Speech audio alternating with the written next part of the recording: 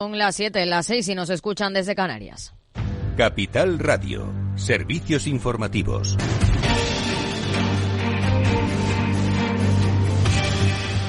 ¿Qué tal? Muy buenas tardes. La ejecución de los fondos europeos incluidos en el plan de recuperación se ha incrementado un 1,19% hasta noviembre respecto al año pasado, con proyectos autorizados por un importe de 25.453 millones de euros. Según ha detallado la vicepresidenta económica Nadia Calviño, este año se ha mantenido el fuerte ritmo de convocatorias y licitaciones con una media de 2.000 millones de euros al mes. El conjunto de las administraciones públicas ha adjudicado ya aproximadamente un 90% de los fondos que ha recibido España. Y en total estamos hablando de 600.000 proyectos financiados por los fondos Next Generation, un 60% de ellos liderados por empresas y centros de investigación. Del impacto total de las inversiones del plan, las grandes empresas se han beneficiado de un 25%, mientras que las pymes y microempresas se han beneficiado de un 36%. Una proporción del 6,6% ha llegado a los hogares. Y hoy el presidente del Gobierno, Pedro Sánchez, ha anunciado que el Ejecutivo abrirá en enero un debate con todas las comunidades autónomas para tratar la condonación de la deuda con el Estado, después de ratificar que asumirá el 20% de la deuda viva de la Generalitat de Cataluña. Respecto a la condonación de la deuda por parte de la Administración General del Estado, tal y como le he trasladado al presidente aragonés, el Gobierno de España se encuentra actualmente trabajando ya para concretar el mecanismo con el que se llevará a cabo. Y sí les puedo adelantar que será en el mes de enero cuando se abra un debate multilateral con todas las comunidades autónomas para tratar este asunto. Mientras que la Comisión Europea y el Banco Central Europeo piden a España más esfuerzos adicionales de consolidación fiscal. Pedro Díaz, buenas tardes. Buenas tardes. La Comisión Europea y el Banco Central Europeo esperan que España siga reduciendo el déficit público hasta el 4,1% en 2023 y el 3,2% en 2024, aunque a menor ritmo que en los últimos años conforme se ralentiza la recaudación tributaria, sobre todo por IVA e impuesto de sociedades debido a la bajada de la inflación y unos beneficios empresariales algo más débiles, pese a que los ingresos por el impuesto de la renta seguirán siendo robustos. Señalan además que más allá de 2024 no está claro cómo evolucionarán los ingresos una vez que desaparezcan medidas temporales como el impuesto a la banca, por lo que señalan que serán necesarios pasos de consolidación adicionales por el lado del gasto.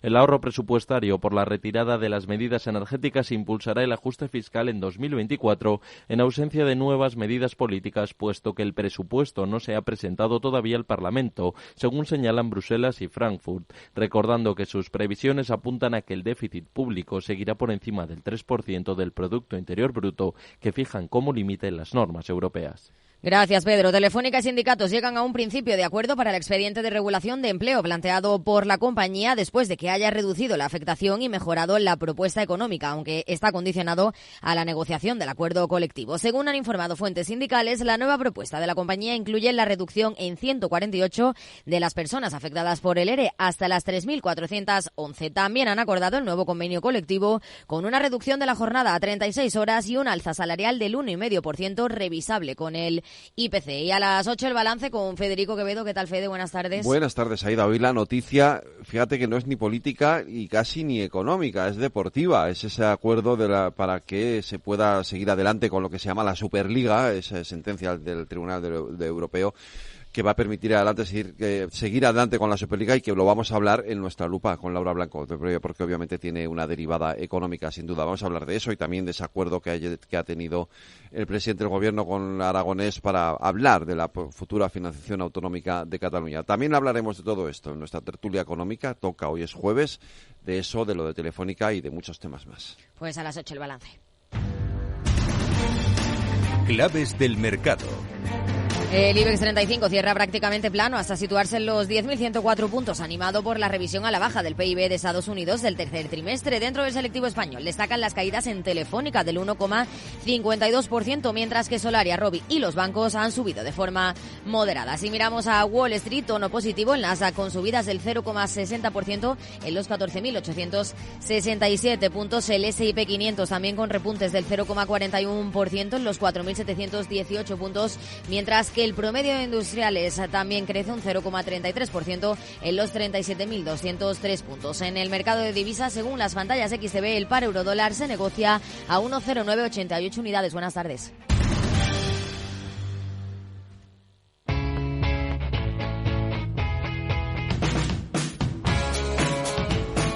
La economía despierta. Capital Radio.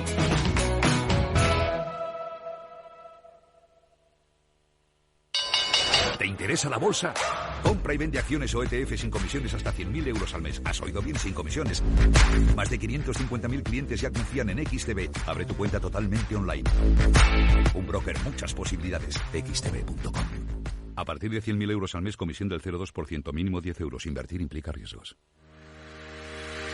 Si quieres conocer mejor las empresas con las que trabajas, empieza por Informa.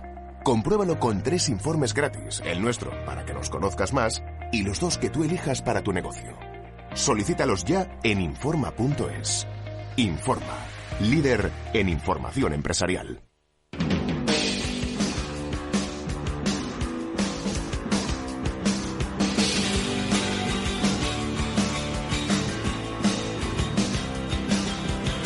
En Capital Radio, After Work, con Eduardo Castillo.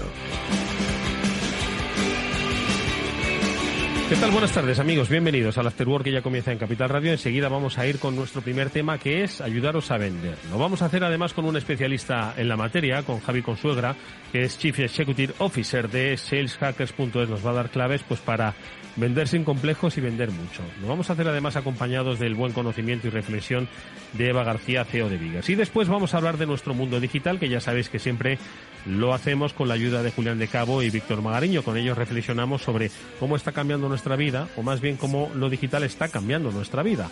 Seguro que también, como cada semana, obtenemos interesantes reflexiones que nos harán pensar y nos harán leer. Así que eso es lo que os invito a hacer. Seguir con nosotros y vamos a vender, que a todos nos gusta. Venga, comenzamos.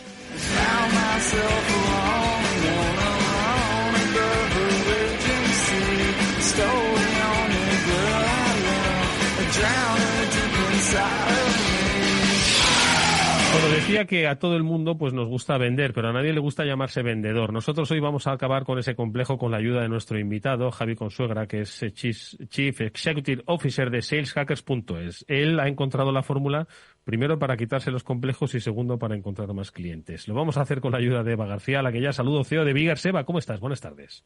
Buenas tardes, Eduardo. Muy bien. Aquí encantada de estar de nuevo en directo con vosotros. Oye, a todos nos gustaría aumentar nuestra cartera de clientes, pero bueno, al final, pues yo no sé cuáles son los límites, que hoy por lo menos vamos a intentar quitar alguno de ellos con la ayuda de nuestro invitado, Eva.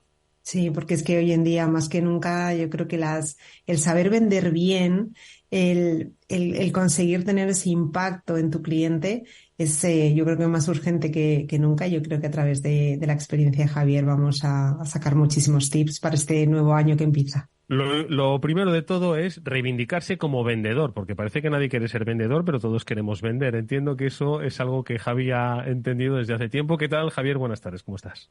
Hola, Eduardo. Pues encantadísimo de estar aquí con vosotros. Pues mira, te cuento una cosa muy rápida. Yo le pregunto a mis hijos qué quieren ser de mayor y nunca he conseguido que me digan que quieren ser vendedores, ¿no? A pesar de que yo se lo digo muchas veces. Vosotros decir que queréis dedicaros a las ventas como papá, pero no. Bomberos, policías, este tipo de cosas. Y sin embargo, todas las empresas queremos vender mucho bien, con continuidad, con recurrencia, con innovación. ¿Y por qué se produce esa dicotomía, ¿no? En que todos queremos vender, pero nadie quiere ser vendedor, Javier? Total. Mira, si lo simplificamos mucho, las empresas lo único es comprar y vender. Compran recursos, compran materia, compran tiempo, compran personas, entenderme, las transforman ese servicio y lo venden con otro importe. Ya está. Esa es la simplificación. Si una empresa no vende, se muere. Entonces, ¿por qué está tan mal visto el mundo de las ventas? Pues porque dentro de esa necesidad, que es imprescindible para vender, pues hay, tradicionalmente determinadas técnicas o tipología de empresas que más que vender presionan. Y a todos nos ha pasado que cuando llama el vendedor de la línea telefónica, que no vamos a decir nombres, a las 9 de la noche a nuestra casa, pues siempre, otro vendedor, nada, cuelga. Y yo creo que este tipo de cosas ya se nos quedan desde niños, ¿no? A que al vendedor no hay que hacerle caso, que el vendedor es un pesado, que el vendedor es uno que te persigue y te molesta. Y creo que las ventas, cuando te das cuenta de lo bonitas que son y que se transforman más en ayudar, en entender las necesidades de tu cliente y de, bueno, diseñar un servicio que le pueda solucionar una papeleta en su negocio, pues te cambia la forma de verlo.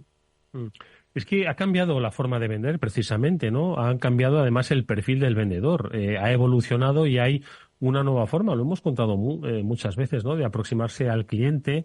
Eva nos lo cuenta muchas veces, ¿no? La emocionalidad, ¿no? Con la que hay que acompañar, no solo emocionalidad, sino muchas otras cosas, ¿no? Entonces, Javi, ¿cuál es un poco esa evolución? O sea, hoy, ¿qué nuevas formas de venta existen en un mundo digital, en un mundo emocional, cercano, líquido, rápido, donde todo se nos queda corto, ¿no? Entiendo que hay muchos parámetros nuevos que nos tienen que ayudar a definir un nuevo perfil de venta y un nuevo perfil de vendedor, ¿no? Sí, totalmente. Yo creo que las bases siguen siendo las mismas. Las bases de entender una necesidad en un mercado, entender una solución que puede resolver ciertos problemas y el poner esa solución delante de tu cliente. ¿Qué pasa? Que hoy, pues la tecnología nos permite hacer esto a diferentes volúmenes. Pues no vamos a hablar de inteligencia artificial, pero casi nos toca tocar un poco, que nos permite hacer muchas cosas más rápido. La tradición sigue ahí. Yo tengo que poner mi mensaje delante de mi cliente, ya sea por teléfono, ya sea por un email, ya sea a través de una red social, ya sea a través de un anuncio publicitario, y él lo tiene que ver y le tiene que causar un impacto.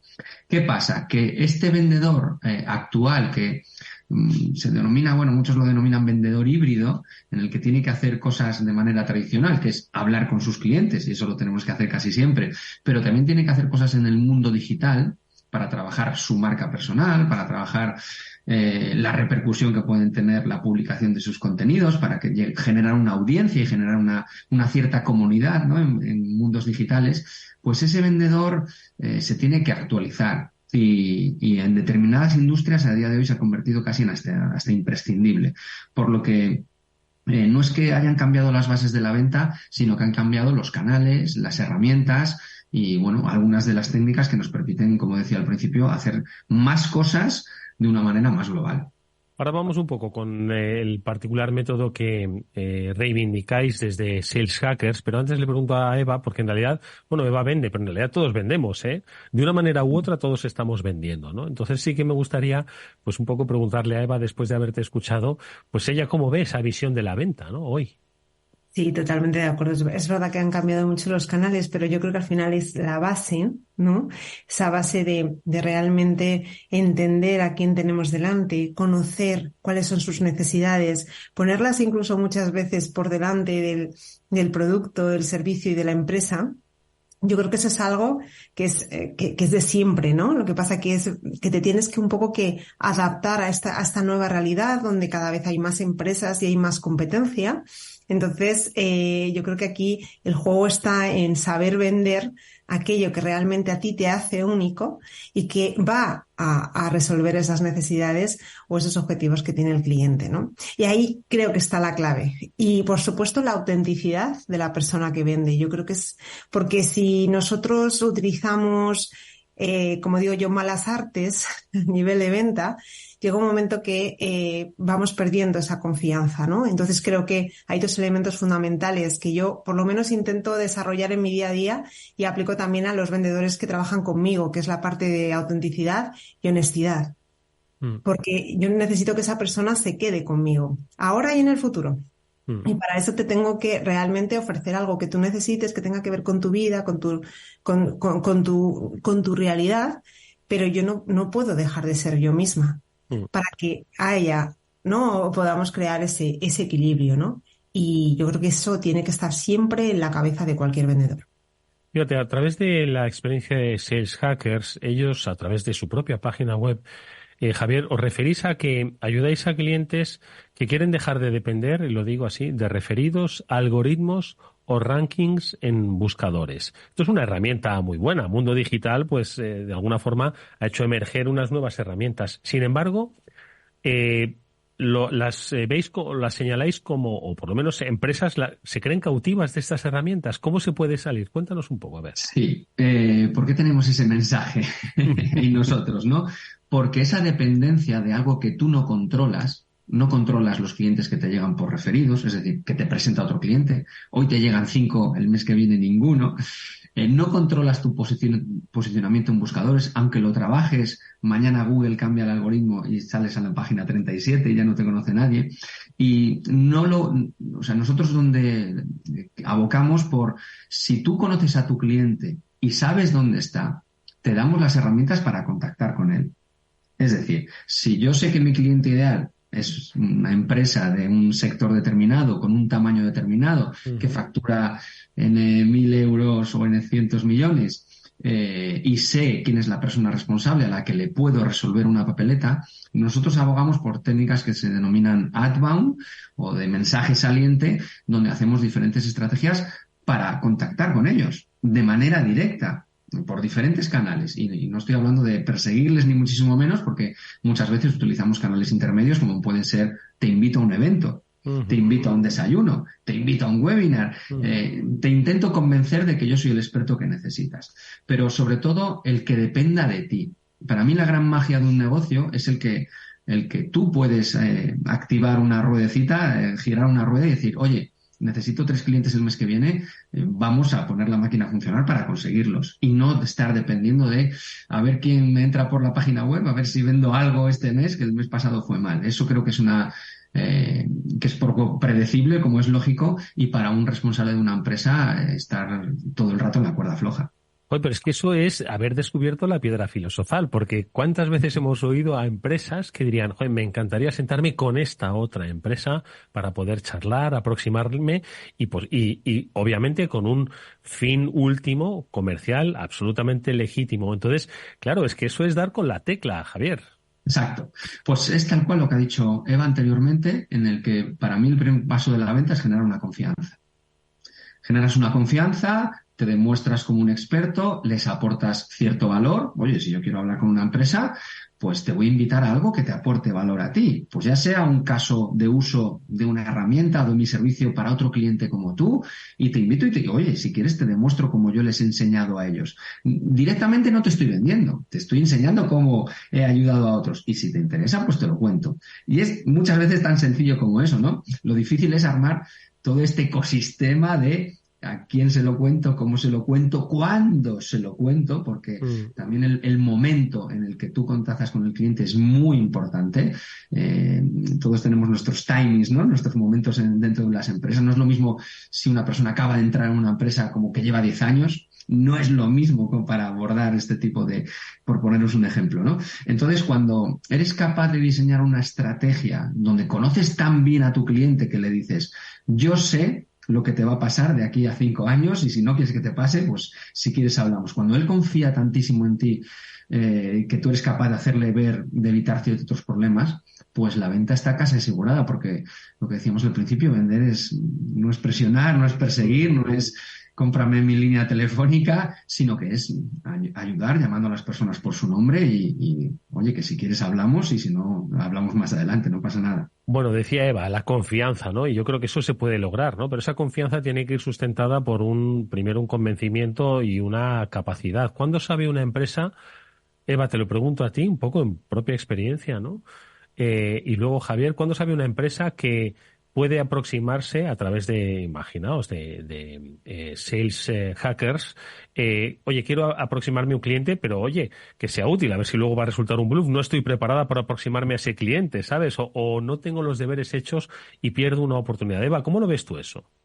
A ver, yo es que creo que es clave. Ahí está. Yo creo que pues también... Todos queremos sentarnos en la mesa principal, pero claro, hay que ir con buenas armas. Claro, pero ese es el tema, que si tú promueves a lo mejor una reunión con una gran empresa y al final, digamos, ¿no?, que te da audiencia, y cuando llegas allí te sientas, el valor o tu oferta no corresponde con lo que ese cliente necesita, al final ahí has llegado, es una pérdida de tiempo para todos. O sea, yo siempre intento que mis clientes con nosotros no pierdan el tiempo, nunca. Es decir, que todo lo que gestionamos con ellos sea productivo y sea eficaz y les ayude a conseguir sus objetivos.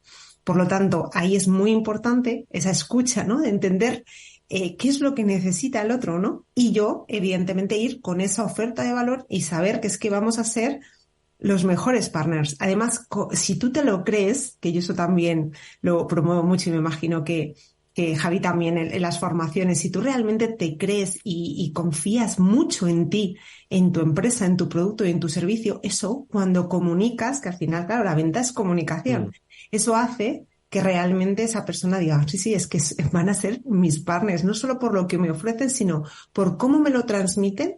Y esa energía, ¿no? Ese match que se produce cuando realmente estás ante un futuro cliente y ellos ante un futuro proveedor, partner, etcétera, ¿no? Entonces, sí, la clave es conocer, es tener esa información, hacer como una fase de escucha. Nosotros en comunicación hacemos muchísima escucha. Entender. Y las herramientas hoy en día, incluso la inteligencia artificial, te da una información valiosísima. Es decir, hoy en día tenemos tantos datos para entender que al final el problema es toda la competencia que hay, pero tú tienes que ser listo en entender cómo me voy a acercar yo a este cliente para conseguir que este proyecto me lo lleve yo, ¿no? Y ahí está, yo creo que la magia de la venta, ¿no? Cómo combinas todos esos elementos y cómo lo desarrollas en el día a día. Javier. Y una cosa, un ejercicio que nosotros recomendamos mucho, que me parece clave, cuando ves que esas reuniones no están teniendo los resultados que tú crees que debería de tener, yo les digo a mis clientes que se paren y que hagan un ejercicio que nosotros denominamos de validación. Este ejercicio de validación, lo que nosotros les invitamos, y invito a la gente que lo haga, es que entreviste a sus propios clientes y que les pregunte ¿por qué le compraron? ¿Por qué me compraste? ¿Qué te llamó la atención? Y que también se atreva a entrevistar a no clientes diciéndoles que estáis haciendo un estudio de mercado, que estáis desarrollando un nuevo servicio y que les encantaría, conocer su opinión sobre este nuevo servicio. Se sorprendería, por lo menos mis clientes se sorprenden mucho de lo amable que es la gente, del tiempo que te dedican para desarrollar tu servicio y de la gran cantidad de información que te dan para que tú mejores ese proceso de ventas. Porque estoy de acuerdo con Eva que las balas hay que tirarlas bien cuando consigues una reunión. Pero muchas veces cuando le pides una reunión a alguien de no venta, y estoy hablando de empresas incluso grandes y que hay gente súper amable que te dedican 15 minutos, 20 minutos, no hace falta más, para responder a las preguntas de cuáles son vuestros intereses de cara al año que viene, cuáles son vuestras necesidades, en qué vais a poner foco, hacia dónde veis el sector, y todo eso es información que tú puedes usar luego en tus acciones de venta y muchas veces reorientar una oferta que depende cómo la tengas construida y cómo la cuentes, porque tú puedes vender un servicio, pero depende muchísimo de cómo lo cuentes, de cómo lo estructures, podrás ganar más clientes o no. Pues yo creo que hay muchas alternativas, mucho método. Yo no sé si en este método que vosotros empleáis, habéis percibido, yo lo he oído en algunas ocasiones, que muchas empresas de negocio B2B, que es básicamente a quien nos dirigéis, evolucionan, por lo menos culturalmente, hacia un negocio B2B2C. Es decir, oye, yo te voy a vender a ti, empresa, pero para que al final ayudarte a vender a tu cliente final. ¿Lo percibís así? Sí, sobre todo la venta a distribuidor, la venta de producto intermedio. Se trabaja mucho esa venta conjunta de departamentos de compras o centrales de compras que hacen compras a diferentes tipologías de empresa, y se está desarrollando mucho ese tipo de venta de manera online, que antes no se veía tanto, de manera de marketplaces o e-commerce, ¿no? Más orientados a B2B, que hace años no se veía. Y yo creo que un poco post-pandemia, en donde ya nadie se asusta por ir a un webinar, ya nadie se asusta por tener una videollamada, que antes casi era impensable, ¿no? Yo vivía en La Coruña y me acuerdo que viajaba todas las semanas a Madrid y Barcelona, todas las semanas. Y ahora prácticamente no viajo nada, ¿no? O intento evitarlo porque ya nadie le asusta, ¿no? Y todos estos marketplaces o plataformas que te ayudan a llegar a tu cliente intermedio para que él distribuya sus productos en su cliente final, creo que es una de las ventajas que nos ha dado también un poco la digitalización, ¿no? Y que al final es muy cómodo, porque tú vendes grandes volúmenes a muchos, ¿no? No es solo la venta uno a uno, que es a uno a N, y eso te permite pues llegar a muchos más clientes. Oye, Javier, vosotros ayudáis a empresas a través de método, de formación, de acompañamiento, pero al final son las personas de esas empresas las que se aproximan a otras empresas, ¿no? Entonces, desde el punto de vista de ese talento personal y habilidades, ¿cuáles crees que son las claves? ¿Cómo ayudáis a ese vendedor a entender pues estos nuevos parámetros que habéis definido, tanto Eva como tú? Pues esto es clarísimo. Yo a todo el mundo que empieza a trabajar con nosotros le digo, olvida todo lo que sabes de ventas hasta hoy, porque estamos en un nuevo paradigma de herramientas, de tecnologías, de velocidad, y a pesar de que las bases son las mismas, necesitamos gente con mucha curiosidad. Yo, si una característica básica le pido a un vendedor, es que tenga curiosidad por aprender, por entender a sus clientes. Yo siempre les digo, ¿no? Cada vez que hables con un cliente, pregúntale qué tiene en mente, qué está pensando hacer. A pesar de que tú le tienes que vender cosas, pero siempre indaga, investiga. ¿Por qué no lo ha hecho? ¿Qué le preocupa? ¿Qué le quita el sueño? Preguntas genéricas que muchas veces no tienen que ver con tu producto / servicio, pero que te ayudan a entender la emoción también, ¿no? Y la necesidad de ese cliente, y que seas muy, muy, muy curioso, muy curioso. Creo que el vendedor curioso tiene la gran ventaja de adquirir ese conocimiento y de escuchar muy bien a sus clientes, y que al final te permite utilizar esos mensajes en el beneficio propio.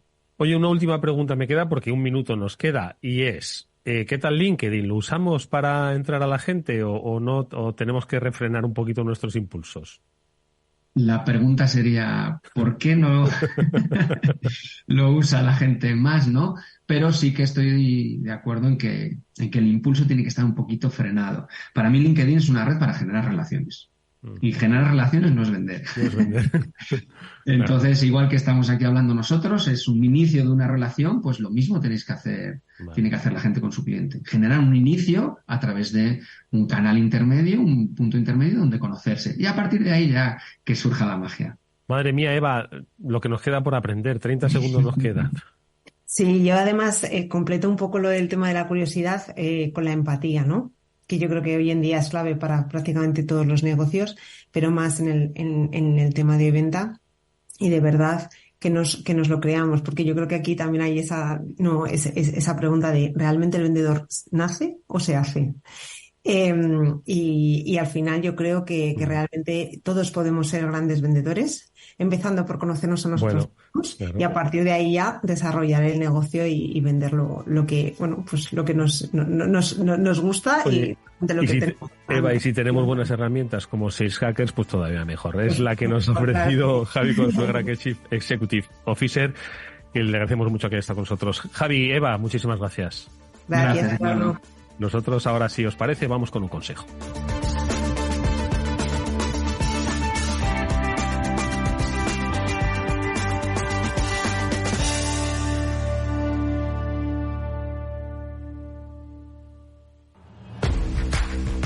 Si inviertes en bolsa, esto te interesa, XTB, tu broker con más de 15 años en España, tiene la mejor tarifa del mercado para comprar y vender acciones y ETFs. No pagues comisiones hasta 100.000 euros al mes. Si inviertes en bolsa o quieres empezar, más sencillo, imposible, entras en xtb.es, abres una cuenta online y en menos de 5 minutos compra y vende acciones sin comisiones. Además, con atención al cliente las 24 horas al día. ¿A qué estás esperando? Miles de clientes ya confían en xtb.es.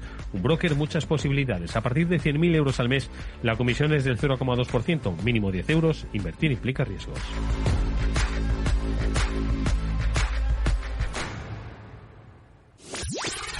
Capital Radio, la genuina radio económica. Siente la economía.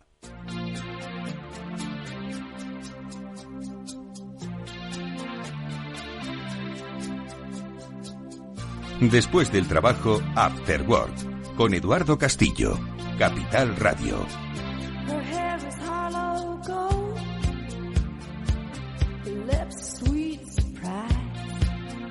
Vuelven nuestras conversaciones digitales con la ayuda ya de un recuperado. No es que le haya pasado nada, es que han dado bastante fuera. Julián de Cabo, ¿cómo están? Muy buenas tardes.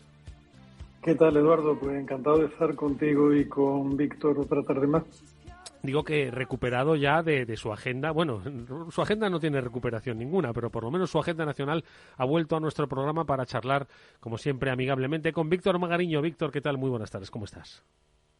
Hola Eduardo, Julián y audiencia. Pues nada, muy bien aquí en esta semana ya casi navideña. Bueno, navideña. Navideña sí, y de cierre del año. Así que yo creo que es un buen momento, pues por lo menos para ir haciendo balances sobre un poco cómo habéis vivido, cómo hemos vivido en estas conversaciones este año 2023 que se nos acaba. Pero permitidme que siempre que alguno de vosotros, ya lo sabéis, que es una especie de vieja costumbre y a mí me gusta mucho, salís al extranjero, me gusta que nos hagáis, no que nos contéis el viaje, que eso son cosas privadas, pero sí que nos hagáis una visión, la distancia, ¿no?, que uno toma cuando se aleja un poco de España y ve lo que ocurre en otras partes del mundo y cómo se ve España. Y en esta ocasión, Julián, tú te has movido bastante lejos.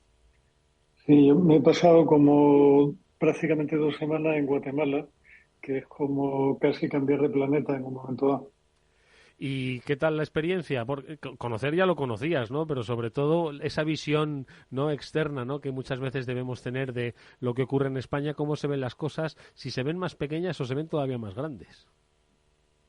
Pues mira, Eduardo, en definitiva se ven absurdas. O sea, cuando uno mira la realidad de España desde la realidad material de un país como Guatemala, te das cuenta de que nos estamos dedicando a lo que mis hijos llaman a veces problemas del primer mundo, que en el fondo ni son problemas ni son nada, ¿no? Cuando estás en un país donde el problema consiste en si vas a poder comer o no al día siguiente, pues la cosa se relativiza mucho. Y Guatemala consta que tiene un buen nivel de vida y que como el clima es magnífico, ahí la comida como tal no es problema. Pero miras infraestructura, miras otra serie, miras la seguridad, mira otra serie de cosas y dices, madre mía, ¿no? O sea, ¿qué nivel de privilegio tenemos y no somos conscientes ni por asomo, ¿no? Madre mía, pues ahora vamos a tener que hablar de los problemas del primer mundo y además de los problemas del primer mundo privilegiado, que son los problemas digitales, porque ojo, aquí nos gusta hablar mucho de lo digital, pero efectivamente cuando sales un poquito más allá de nuestras fronteras, las habituales de la conexión, nos damos cuenta de que no todo el mundo es digital. No sé cómo va lo de la digitalización. Es cierto que, ojo, que la digitalización en países en desarrollo, ¿no?, como se han calificado pues históricamente a países como puede ser Guatemala, luego han tenido una irrupción digital y tecnológica fascinante. No sé si ha sido así, como ha podido, por ejemplo, pasar en otros países de África, que han dado el salto a una generación de movilidad que nosotros nunca tuvimos. Pues mira, Eduardo, realmente de las escenas más alucinantes que vi fue en el mercado, en un pueblo que se llama, creo recordar, San Juan de Atitlán, que está a la orilla de un lago maravilloso, rodeado de volcanes en Guatemala, un sitio verdaderamente paradisíaco. Una buena parte de los vendedores que estaban en aquel mercado estaban pegados a su pantallón enorme del smartphone de turno, ¿no?, como si fueran quinceañeros occidentales por completo. Cosa que a uno le sorprende en parte, pero que por otra parte dice, madre mía, en algunas cosas, perdón, porque el COVID perdió a irme a Guatemala. ¿Te ha dejado algún estrago? Sí, me ha dado fuerte. Pero que dices, bueno, o sea, algunos vicios me parece que los hemos exportado antes que otras cosas que quizás debíamos haber dejado allí. Y como te pasa siempre en países de Latinoamérica, lo que vuelve es con una sensación a caballo entre la nostalgia y el orgullo, ¿no? Aquello realmente tiene mucho que ver con nosotros y se siente uno absolutamente como en casa. Muy interesante, yo creo que esta reflexión, ¿no?, que nos da pie para hablar de los problemas, ya no tanto del primer mundo, problema compartido de nuestra absorción por las pantallas y básicamente de lo que hablábamos la pasada semana, ¿verdad, Víctor?, de el contenido, porque al final esos comerciantes del mercadillo de San Juan, lo he apuntado aquí, de Atitlán, pues lo que estaban viendo era contenidos y probablemente el 80% estaría viendo TikTok. No sé si te asomaste a ver qué es lo que veían, Julián, pero vamos, contenido digital seguro. Santiago de Atitlán.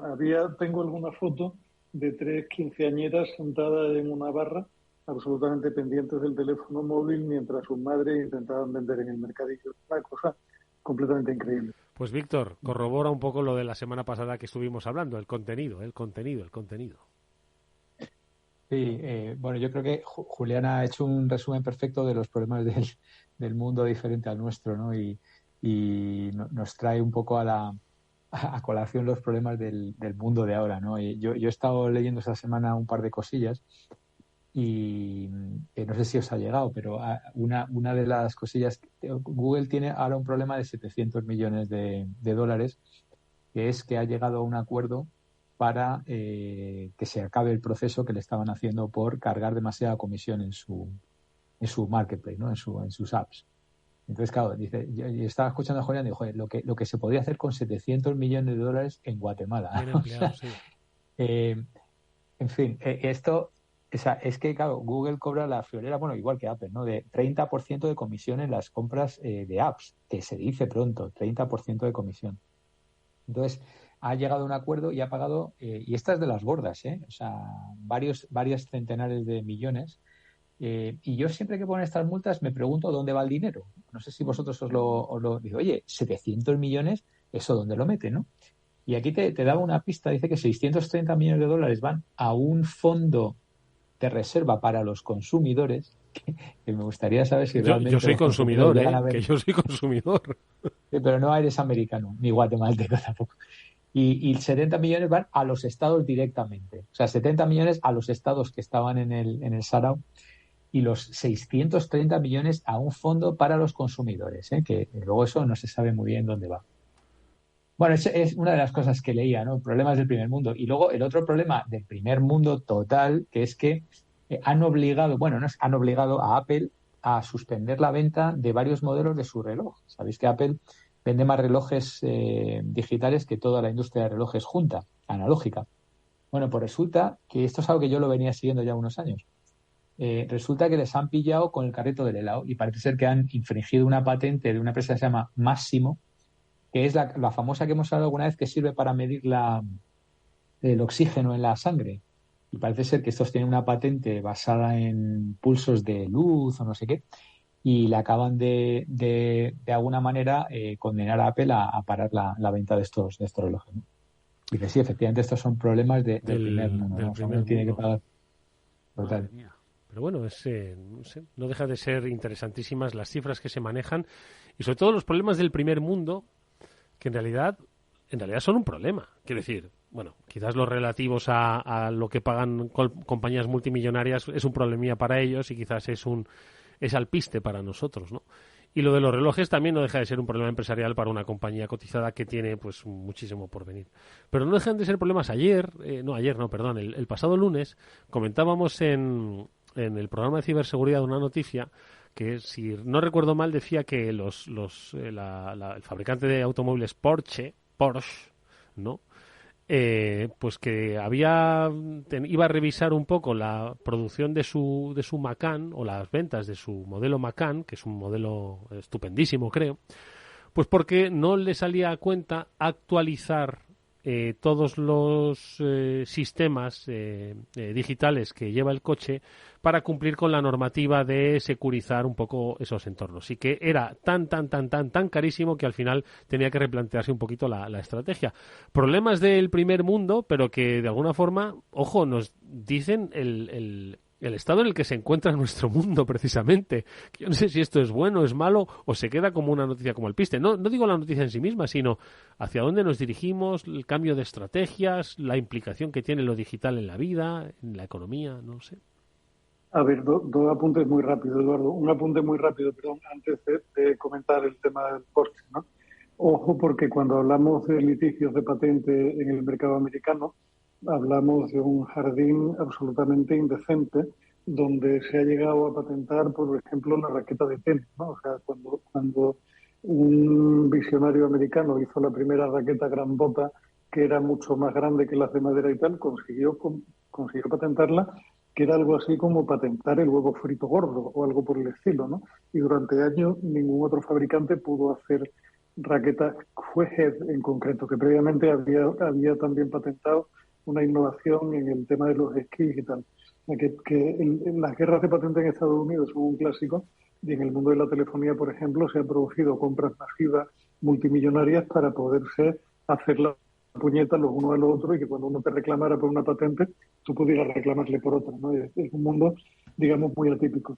Y el mundo no sé, el caso concreto de Porsche, no lo he leído, no sé qué problema hay detrás, pero lo que el público en general no suele ser muy consciente es de que las grandes empresas en su desarrollo utilizan una enorme variedad de componentes informáticos de procedencias muy diversas, cuya actualización, control, puesta al día y servización se convierte en un absoluto infierno. O sea, cuando tú haces un desarrollo y te apoyas en 2 librerías hechas por una comunidad de desarrolladores rusos, no tienes ni pajotera idea de si eso está actualizado o no, de si es seguro o no, de si la versión que tiene está bien o no, y controlar todo eso a lo largo de cientos de aplicaciones en un inventario informático de una gran compañía se vuelve una labor literalmente de chino.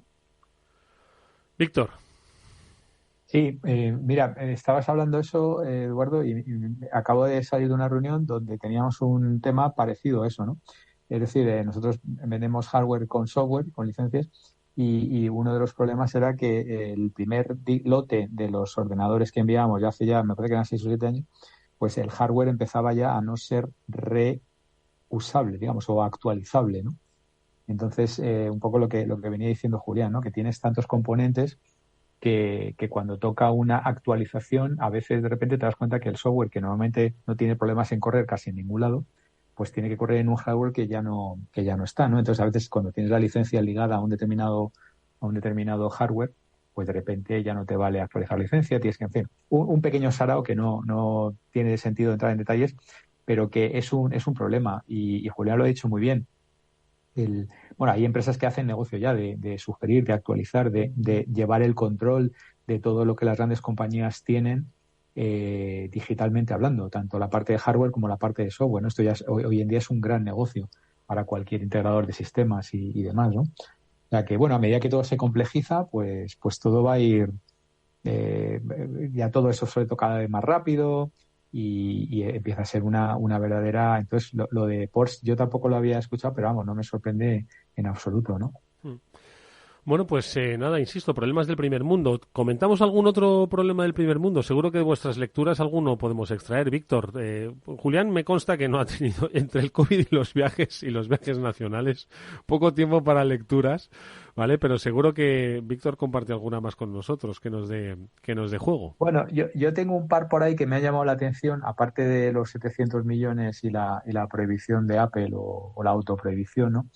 Ha habido una noticia, me parece interesante, ¿no? Porque yo además soy usuario del ecosistema Google, como ya sabéis, y resulta que a Google se le ha ocurrido de alguna manera limitar cifrando el geofencing, ¿cómo llamarlo? O sea, es decir, se ha popularizado muy rápidamente la manera de probar bien la inocencia, bien la culpabilidad de las personas en función de si estaban en un área determinada cuando se cometía un delito. Esto es un poco de cajón. Entonces, como muchísima gente está optada a la geolocalización de Google, pues la policía en general tiene la costumbre de pedir un suplegato, bueno, no un replicato, sino de pedir información a Google de dónde está esta persona. Y parece ser que se han puesto a limitarla con un sencillo cifrado y demás. Y esto tiene esa doble vertiente, ¿no? Es decir, para que el que no ha hecho nada y es inocente, pues eso puede ser un problemilla. En cambio, para el culpable, pues puede ser una ventaja, ¿no? Pero en cualquier caso, yo diría que es bueno para la privacidad de las personas, porque es que ya recibía Google miles de peticiones de solicitud de dónde estaba esta persona. Claro, ya ese es el gran hermano total, porque uno de los datos más sensitivos es dónde estamos en cada momento. Y no es que sea Google la única que recibe este tipo de peticiones, ¿no? Que son otras. Pero bueno, claramente era la que recibía más de manera masiva.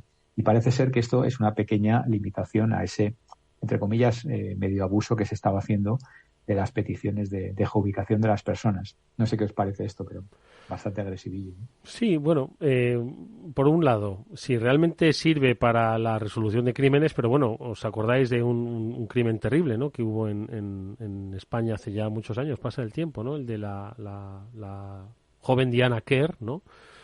Cuyo móvil pues se halló en las inmediaciones del crimen, y hasta pues varios años después pues no se resolvió ni el crimen ni se detuvo al culpable, ¿no? En un mundo donde estamos todos prácticamente geolocalizados y donde las zonas oscuras pues son prácticamente imposibles, ¿no? Entonces entiendo, ¿no?, que haya una protección de la privacidad, pero no sé yo hasta qué punto sigue siendo eficaz, pues por ejemplo la lucha contra el crimen, ¿no? De lo que has arrancado esta reflexión. aprovechando las nuevas tecnologías, la inteligencia artificial. No sé yo si se ha producido un incremento en la resolución de los crímenes gracias a la geolocalización y gracias a la inteligencia artificial, pero bueno. Y por otro lado, bueno, pues que también entiendo que el debate sobre la identidad digital pues todavía no se ha planteado en serio y no creo que se vaya a hacer, ¿no? Todos ya tenemos un yo digital, ni mucho menos lo hemos educado, entrenado, sabemos exactamente cuáles son las dimensiones de nuestro yo digital, ni cuáles van a ser las implicaciones futuras de ese yo digital con respecto a pues las empresas, instituciones, fuerzas y cuerpos de seguridad del Estado. Hay un gran vacío ahí, ¿vale?, que yo creo que también exige un debate que, por supuesto, no se va a producir en el corto plazo, no sé. Julián. A ver, Eduardo, yo es que ahí cada vez que se plantea una duda entre si prefiero estar más protegido o ser más libre, tengo poquísimas dudas, ¿no? Yo siempre elijo la libertad porque la libertad es algo muy frágil a lo que uno renuncia en un momento, piensa que temporalmente para que resuelva un problema y no lo recupera nunca, ¿no? Precisamente estos días en Guatemala he tenido conversaciones muy largas sobre Bukele, el presidente del estado de al lado, que en parte es admirado, pero en parte es temido por los guatemaltecos, porque es cierto que está consiguiendo acabar de alguna forma con la violencia de las maras en el país, pero no está nada claro si al final se van a encontrar con un redentor providencial que se piensa que él mismo es el nuevo Mesías y que va a sentarse en el sillón de la presidencia para siempre jamás, aniquilando a todos los que son sus rivales políticos, ¿no? A uno ceder libertad a cambio de una pretendida seguridad que nunca al final se concreta, me parece siempre un mal negocio. Se haga en manos de un gobierno, se haga en manos de una multinacional, se haga en manos de quien lo haga. El que levanta la mano para decir te voy a proteger, da igual si es la mano derecha o la mano izquierda, lo que hace a continuación es bajarla y darte una leche que te arranca la cabeza, ¿no? No está mal, la reflexión, sin lugar a dudas, seguridad versus libertad, ¿no? Pues,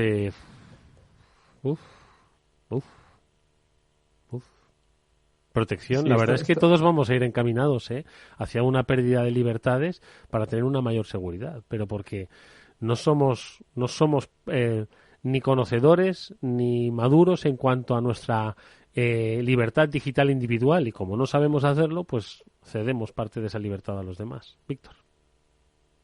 Sí, yo tenía un compañero de trabajo que decía que dentro de nada todos llevaremos un chip insertado probablemente en el brazo, y que a la hora de subir a un avión o cualquier otra transacción, pues habrá la cola de los que llevan el chip, que será nada, y la cola de los que no llevan el chip, que será muy larga, ¿no? Entonces todo el mundo optará por el chip, ¿no? Me ha venido a la mente. Pero bueno, eso ya se hace. Lo que pasa es que el chip lo llevamos no insertado en la mano, sino en la mano, ¿no? Y de alguna forma ese también es el que nos da las prioridades, por supuesto, previo pago, ¿no? La mano o en el bolsillo. Mira, y esto me lleva a la otra de las cosas que he leído, y es que parece ser que el gobierno chino ya descaradamente no recomienda la utilización de terminales no hechos en China o no de origen chino, o sea, básicamente los Apple, ¿no? Ni siquiera los ensamblados en China, porque los Apple son ensamblados en China. Bueno, algunos, ¿no? Depende, porque obviamente con estas supply chains, cadenas de suministro globales... A ver, voy a mirar el mío dónde está hecho. A ver qué chip tiene. Pero bueno, básicamente lo que venía a afectar, porque claro, enseguida todo el mundo piensa en Apple... Sí, ensamblado en China. Confirmado. Que el mío está hecho en China. Sí. Pues dice que la cuota de mercado de Apple ha caído 1,1 puntos a 14,2% en China. Que bueno, no está mal, yo creo que debe ser parecida a la que tiene en España, pero ya claramente ha dicho que está prohibido la utilización de terminales no chinos, o no, pues de marcas no chinas, perdón, de marcas no chinas. ¿Qué te parece, Julián? Pues a mí me parece que habría que examinar qué es chino y qué no es chino, Eduardo. O sea, si chino es lo que se fabrica en China, Apple tiene los ojos tan rasgados como cualquier Huawei que uno puede cruzarse en el camino, ¿no? Por otra parte, no lo sé, al final yo creo que estamos en el prólogo de una tercera guerra mundial que va a ser mucho más soterrada, sin tanto muerto y sin tanto tal, pero que se están dando, como decía el gallego de Herbas, honronadas de hostias entre unos y otros, sin que nos seamos muy conscientes de hasta qué punto se están sacudiendo. En cualquier caso, esto me hace pensar en un debate que ya hemos tenido aquí en más de una ocasión, que es la de las islas tecnológicas, islas geoestratégicas o geopolíticas tecnológicas. Al final, China tiene su propia isla de consumo de Internet. Lo que pasa es que lo malo es que exporta también hacia otros lados, ¿no? De dispositivos, de redes. Es decir, ahora mismo, si se cae la red mundial, China puede seguir operando en su propia red y no hay ningún problema. Estuvimos hablando de la Internet rusa, ¿no? Para aquello. ¿Estamos dirigiéndonos hacia una relocalización de la tecnología? ¿Es posible que va a ser un poco la que va a conformar los nuevos polos, ¿no? de geoestratégicos del planeta, con esto que nos contaba Víctor? ¿Qué os parece? Hombre, aquí estamos ahora en la geoestrategia cañí. Nos vamos a poner de nuevo una fábrica de chips y vamos a comprar el 10% de la Telefónica para protegernos de los moros malísimos que nos quieren conquistar otra vez. Si es que nos estamos volviendo todos completamente locos, Eduardo, de verdad, completamente locos. Ya que lo ha sacado Julián, es cierto que el tema fue de hace un par de días, pero bueno, no quiero dejar de preguntaros, sobre todo por la trascendencia que tiene la noticia. Es cierto que parece que, desde partiendo de la base de que en Europa hay muchos estados que tienen pues prácticamente el control de muchas compañías estratégicas. Si no, nos vamos a Francia, que la France Telecom, los ferrocarriles, las no sé cuántos, o sea, tienen los sectores estratégicos, el Estado francés está ahí metido, ¿no? Pero bueno, el de Telefónica, pues que, como decía Julián, un poco para reequilibrar la entrada del fondo saudí, ahora el mayor accionista de la compañía a través de la SEPI es el Estado, ¿no? Porque no es el gobierno, ojo, es el Estado, que al final eso es patrimonio del Estado, no de un gobierno. Los gobiernos cambian. A ver, ¿qué os parece? Víctor. Bueno, al final lo que dice Julián es así. O sea, yo vengo también de leer algo de Scott Galloway y tal, y al final el dinero manda, ¿no? Y en este caso yo creo que hay dos grandes polos de dinero, ¿no? Uno, por un lado, está Silicon Valley, donde son pero insultantemente ricos, ¿no? Esta semana leía que han movido no sé qué puente centenario en Holanda para dejar pasar al yate de Jeff Bezos. Es decir, que estamos locos, ¿no? Y el otro es de verdad, Arabia, le han quitado piedra a piedra para que pase un yate. Madre sí, como lo oyes, ¿no? Lo leí y dije, no me lo podía ni creer. Pero vamos, volviendo a Saudi Arabia, o Arabia Saudí, claramente es que, fijaros, o sea, no es que vayan a comprar 6% de Telefónica, es que, supongo que lo habéis escuchado, se acaban de comprar un deporte entero. Se acaban de comprar el golf. Sí, lo del golf es impresionante, es impresionante. Entonces, claro, llevan años comprando clubes de fútbol, ya son dueños de media Premier League, ahora se han comprado el golf básicamente entero, porque es cuestión de tiempo que todos vayan para allá, se han comprado mundiales, comprarán Telefónica y tal, entonces al final es muy triste, ¿no? Pero el dinero puede todo. Yo diría que puede hasta casi el talento, ¿no? Julián. Víctor, al final siempre nos queda Florentino como última reserva espiritual, que es el que se va a comprar el fútbol a pesar de todo. A ver qué. Bueno, y Cerezo. Madre mía, hacía tiempo que no hablabais de fútbol en el programa, pero bueno. Oye, que nos quedan, como quien dice, un par de minutillos contados, pero venga, una valoración del año 2023. Empezamos hablando, ¿os acordáis del ChatGPT? Y no nos va a quedar más remedio que seguir hablando de ChatGPT un año después. No se ha ido, no se ha desinflado la burbuja, todo lo contrario, se ha hinchado más. A ver, venga, reflexiones del año vivido. Pues, a ver, Eduardo, es el año de la IA, sin lugar a duda, del hype sobre la IA y lo previsible o lo que está en mi percepción ahora que estoy del otro lado y viviéndolo desde la industria, es el año de las muchísimas dudas sobre a qué negocio va a impactar, sobre en qué profundidad se va a producir ese impacto, pero ya nadie duda de que eso está ahí para quedarse y de que estamos ante la apertura de una nueva era de consecuencias completamente imprevisibles. Yo creo que quizá, en mi opinión, es uno de los cambios más profundos que hayamos afrontado, sin lugar a dudas, ¿no? Inteligencia artificial. En tu caso, Víctor, claro, inteligencia artificial, ¿no?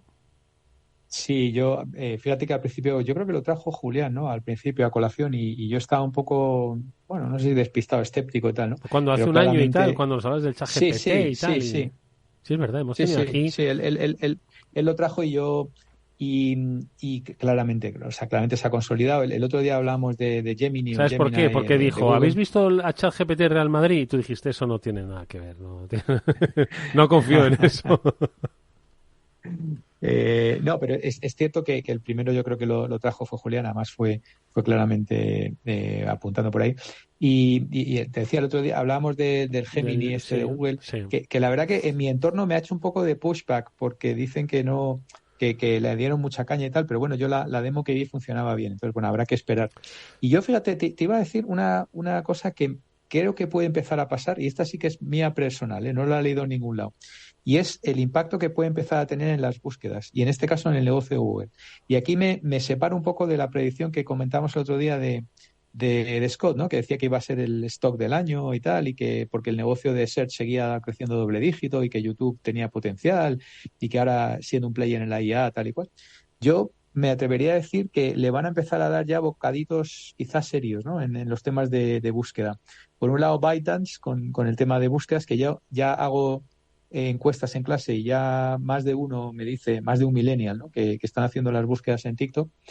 Y quizá ChatGPT, ahora que está más consolidado y que hay una versión gratuita que funciona muy bien, pudiera empezar a erosionar un poquito el negocio de la búsqueda en Google. No lo sé, esa es un poco mi lectura, que puede empezar a ocurrir. Hombre, vosotros mismos comentasteis en su día que Amazon, el negocio de retail de Amazon, estaba impactando ya en el buscador de Google, porque antes uno iba a buscar en Google, pues yo qué sé, una tapapa el boli, que es que como se vende todo y depende del modelo, pues luego lo pedía en Amazon, ¿no?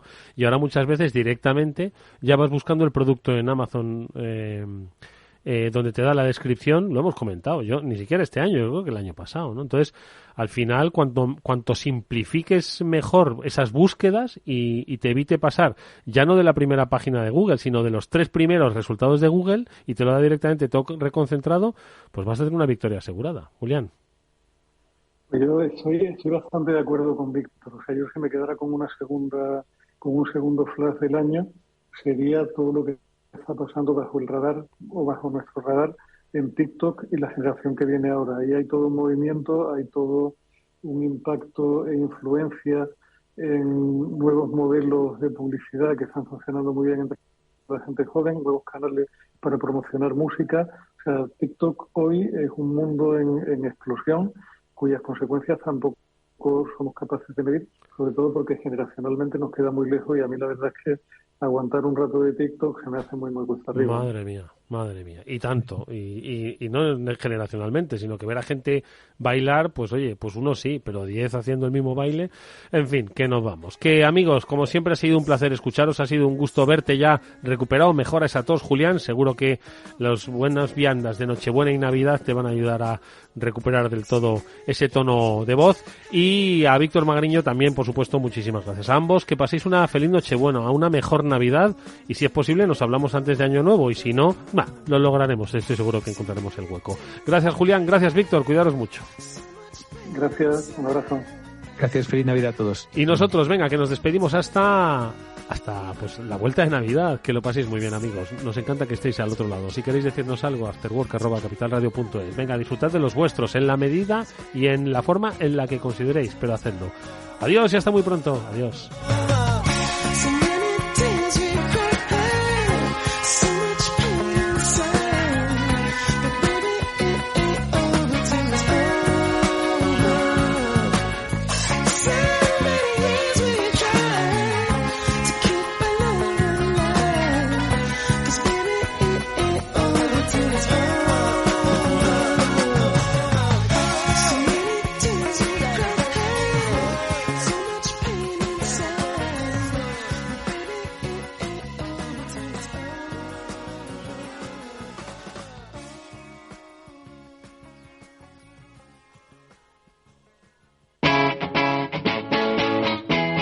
Capital Radio. Siente los mercados. ¿Qué es ir más allá? Con Arval podrás llegar donde te propongas de la forma más sostenible y asegurar un mundo mejor, contribuyendo a la seguridad en carretera, al futuro de las ciudades y a la calidad de vida. Ser responsable sin tener miedo al liderar el cambio. Arval, la transición energética arranca aquí. Más información en arval.es. Capital Radio. la genuina radio económica. Capital Radio, Madrid, 103.2. Esto te estás perdiendo si no escuchas a Rocío Arbiza en Mercado Abierto. Eduardo Martínez, cofundador de la FinTech Tokio. El mercado africano también está creciendo muchísimo. Hay que tener en cuenta que tanto el mercado asiático, africano y latinoamericano es un mercado donde hay más penetración de móviles que de banca, por lo cual propuestas digitales que puedas tener en el móvil son muy eficientes para ese tipo de mercados. Mercado Abierto, con Rocío Arbiza.